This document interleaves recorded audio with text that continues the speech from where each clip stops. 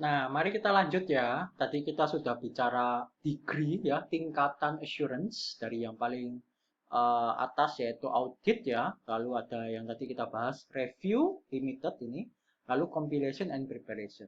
Nah, itu yang terkait dengan tingkatan jasa assurance. Jadi ada yang paling high, ada yang sampai zero. Nah, mari kita lihat yang sub berikutnya, yang kita lewati itu sebenarnya terkait dengan informasi pengendalian internal. Nah, untuk public company. Nah, namun di Indonesia itu tidak diwajibkan ya mereka yang TBK ya perusahaan TBK itu harus melampirkan laporan dari auditor terkait dengan pengendalian internal mereka. Jadi kita skip ya untuk hal ini. Lalu untuk jasa atestasi standar berikutnya, yaitu tentang gimana sih standar dari jasa atestasi ya. Sekali lagi saya mau ingatkan, nah ini ya, atestasi itu adalah bagian daripada assurance service. Jadi pasti semua yang ada di jasa atestasi itu pasti memakai assurance ya, entah itu audit, entah tadi yang review yang kita bahas, nah entah itu tentang pengendalian internalnya mereka ataupun yang lain-lain. Nah, tapi yang satu yang pasti adalah kalau ya perusahaan itu menyewa jasa atestasi, berarti mereka itu butuh jasa penjaminan dari KAP dan mereka butuh laporan yang terbit dari KAP tersebut. Itu ya. Nah, sekarang mari kita lihat standarnya. Oke, standarnya. Oke, jadi dalam hal ini ada 11 standar jasa atestasi. Nah, mari kita lihat ya. Nah, ini. Ini adalah 11 jasa atestasi. Nah, jadi ini ya, ini 5 itu adalah yang general, ya, jadi yang umumnya. Yang kedua, yang ada dua itu adalah standar pada saat audit lapangan, pada saat melakukan jasa di lapangan, ya berarti di perusahaan itu.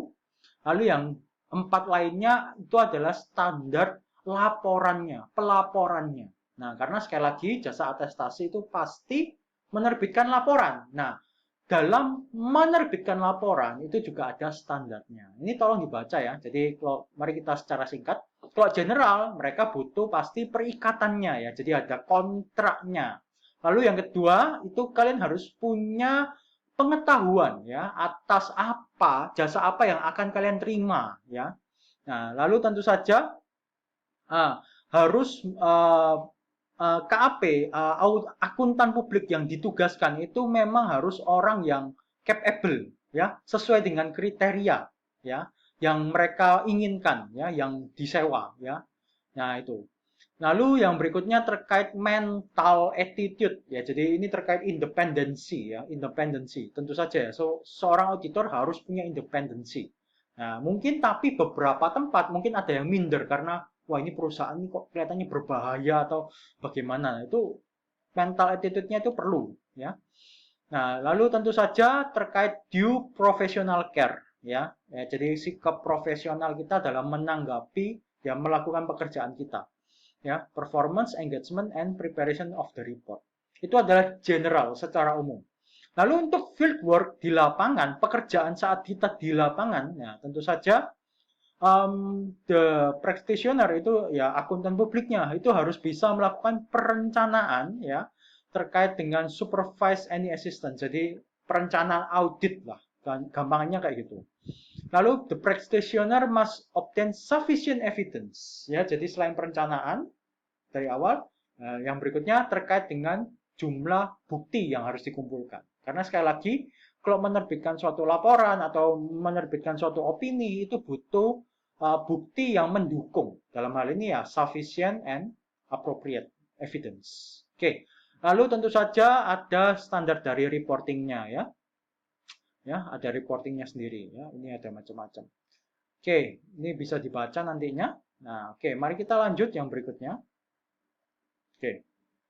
Nah, dalam hal ya tipe-tipe atestasi, perikatan atestasi, nah itu tidak ada ketentuan khusus karena bisa fleksibel ya. Jadi tergantung perjanjian ya.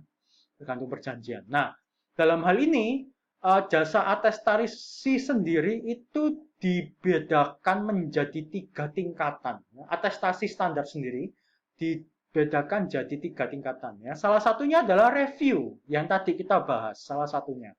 Nah, di atas review, jadi kan audit ya, audit review. Nah, di antara audit dan review itu ada yang namanya examination.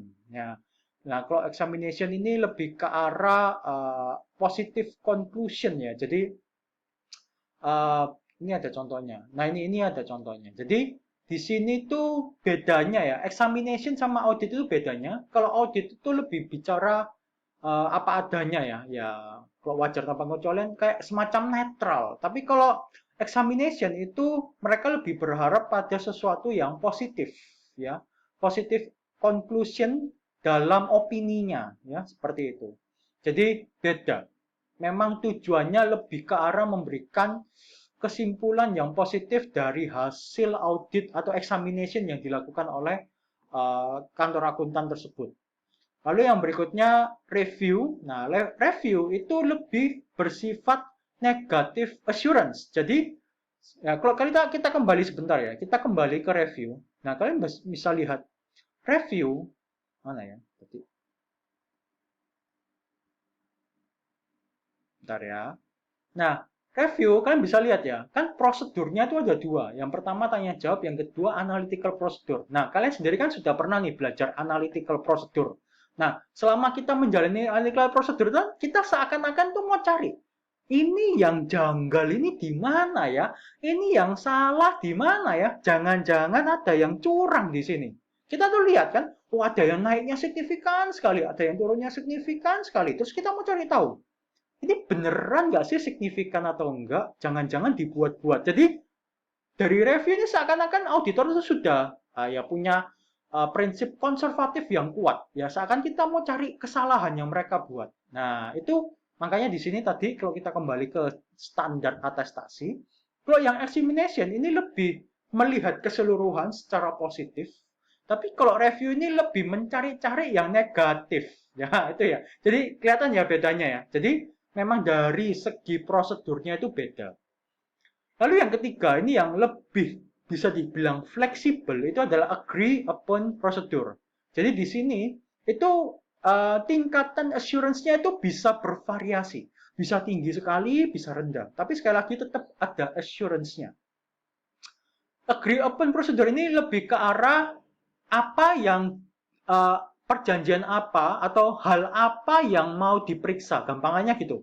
Hal-hal apa saja yang mau diperiksa. Tidak benar-benar spesifik. Oh, saya cuma mau diperiksa bagian penjualan saya saja. Oh, saya cuma mau diperiksa bagian persediaannya saja. Nah, jadi spesifik. Nah, kalau memang mau persediaannya aja ya kita lakukan prosedur yang khusus untuk mengaudit persediaannya saja. Nah, tapi kalau mau banyak hal ya otomatis tingkat assurance-nya jadi lebih tinggi lagi. Nah, gampangannya ya, itu seperti ini.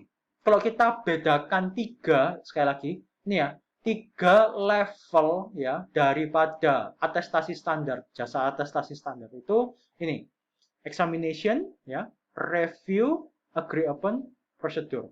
Nah, dibedakan dari sisi bukti yang dikumpulkan. Examination ini hampir mirip audit ya. Extensive, level of assurance-nya high. Nah, tapi form on conclusion-nya positif ya. Distribution-nya general. General ini maksudnya semua pemakai laporan keuangan itu bisa lihat ya. Jadi tidak ada masalah.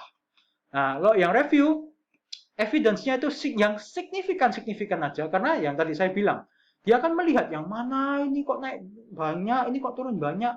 Dia hanya melihat yang signifikan saja. Otomatis bukti yang dikumpulkan juga yang signifikan saja. Level assurance-nya moderate ya. Lalu form of conclusion-nya lebih ke arah negatif yang seperti tadi saya cerita. Distribution-nya general, bisa dipakai oleh banyak pihak. Kalau agree upon procedure, dia itu bervariasi. Seperti yang tadi saya bilang. Mana saja yang mau spesifik dilihat di audit. Ya. Tentu saja akan mengikuti. Level assurance-nya mengikuti juga. Terus conclusion-nya terkait dengan hasil temuan apa dari prosedur yang kamu lakukan. Itu yang disajikan. Dan distributionnya biasanya limited, nggak semua orang bisa melihat karena ini lebih ke arah tujuan khusus. Jadi tidak semua user itu punya kepentingan dalam hal ini, ya seperti itu. Ini adalah contoh. Nah, ini adalah tabel daripada tingkatan-tingkatan tersebut, ya. Nah, seperti itu. Itu adalah terkait dengan standar jasa atestasi, ya. Sekali lagi, ada 11 standar. 11 standar ini dibagi jadi 3, general 5, fieldwork atau lapangan 2, reporting 4. Selain itu, ya, jasa atestasi itu bisa dikategorikan menjadi 3 tingkatan jasa, yaitu examination yang conclusionnya itu positif, review yang conclusionnya itu biasanya cenderung negatif, lalu yang ketiga yang fleksibel yaitu agree upon procedure. Ya, ini adalah yang key objektif yang ketiga yaitu attestation standard. Oke, mari kita lihat video yang berikutnya.